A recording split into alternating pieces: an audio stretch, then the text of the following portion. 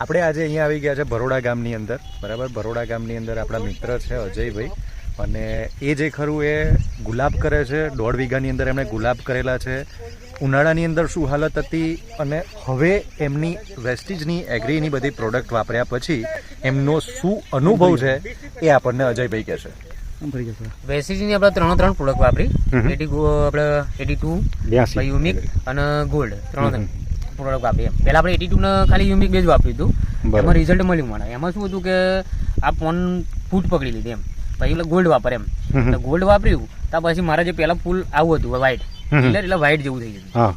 અને એ વસ્તુ જે આ 3 વસ્તુ વાપરી નથી ત્યાર પછી કમ્પ્લીટ એની શાઇનિંગ આવી, કલર પકડાઈ ગયો. અને ફૂટ તો તમે જોઈ શકો છો, ફૂટ તો આખું એકદમ, જયારે બીજા બધા ફૂટ આવશે ને તો એ લીલા કલરનું પોપટી કલર જેવું લાગશે. બરોબર. જયારે આપણે અહીંયા એકદમ બ્લેક જેવી આમ જુઓ, નેચરલ ફૂટ જ લાગશે. જયારે બીજી બધી તમે ફૂટ જોશો ને તો આછી પરથી આમ ગ્રીન લાગશે. આવું તમને શાઇનિંગ નહીં મારે. કેટલું વાપર્યું તમે આમાં? આપણે જુઓ ને એના જે ઉપરના ઢોકણ છે ને એ બે જ વાપર્યા હતા આપણે. હા, બે ઢાંકણ. શું વાત છે.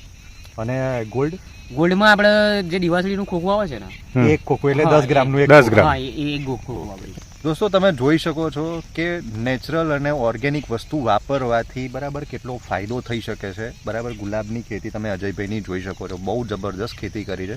ગુલાબ તો જોઈશું આપણે. જોઈ શકો આ ગુલાબ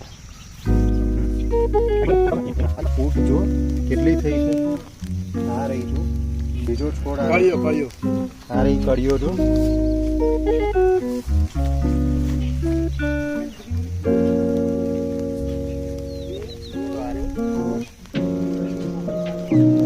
જબરજસ્ત જો